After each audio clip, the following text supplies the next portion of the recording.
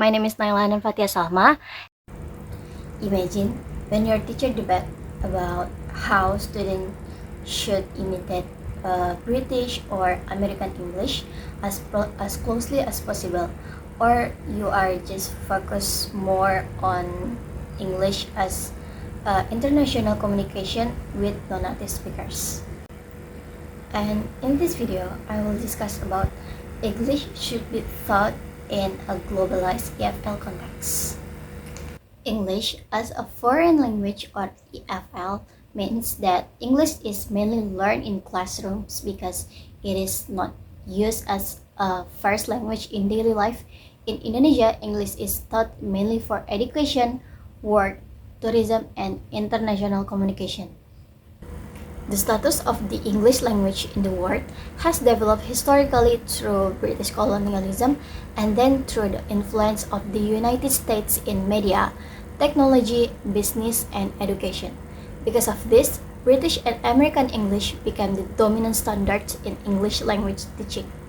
So, in today's world, English is also used widely between non-native speakers from different countries. This is why the idea of word English become important.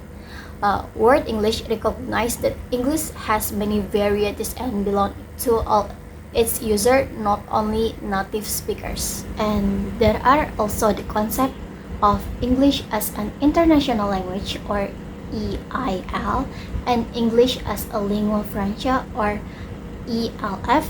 ALE focuses on English as a global language for international communication, while ELF refers to English used mainly between non-native speakers. This distinctions is important because teachers should not only train students to sound like native speakers, but also prepare them to communicate clearly and confidently with people from different cultural and linguistic backgrounds.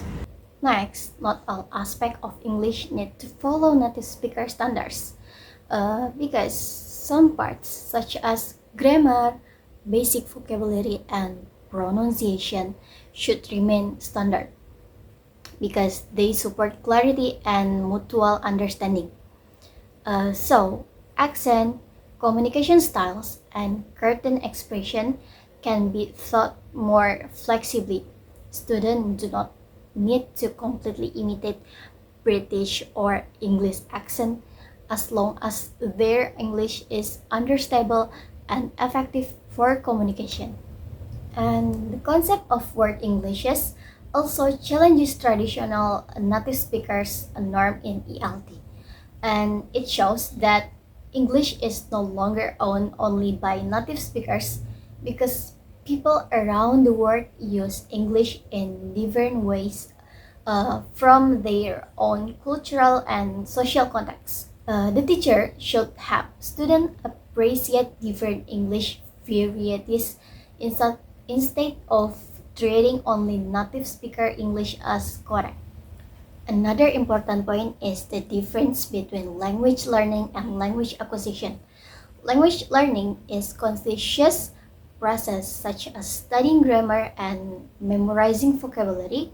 On the other hand, language acquisition happens naturally through meaningful communication and interaction. This means teacher should balance between grammar instruction with communication activities like discussion, role plays, presentation, and collaborative projects so students can actually use English in real situations. Communicative effectiveness, clarity, and cultural awareness should all be balanced in the curriculum. Students should be able to communicate their ideas clearly, understand different accent and culture, and interact respectfully with people from different backgrounds.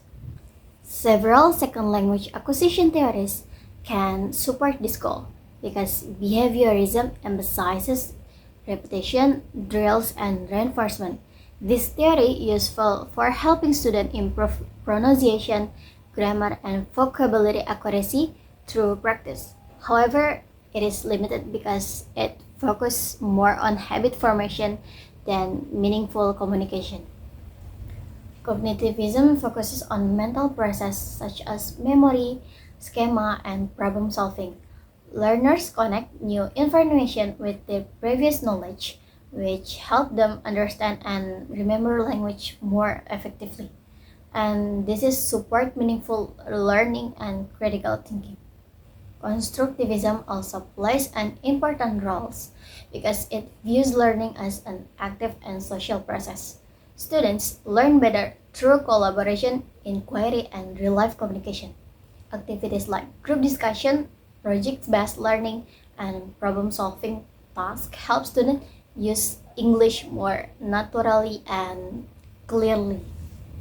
So the point is English teaching in Indonesia should not focus only on imitating native speakers. Instead, the curriculum should prepare students to use English effectively in global communication by combining standard language knowledge with communicative skills, cultural awareness, and different SLA approaches. Students can become more confident and successful English users in today's globalized world.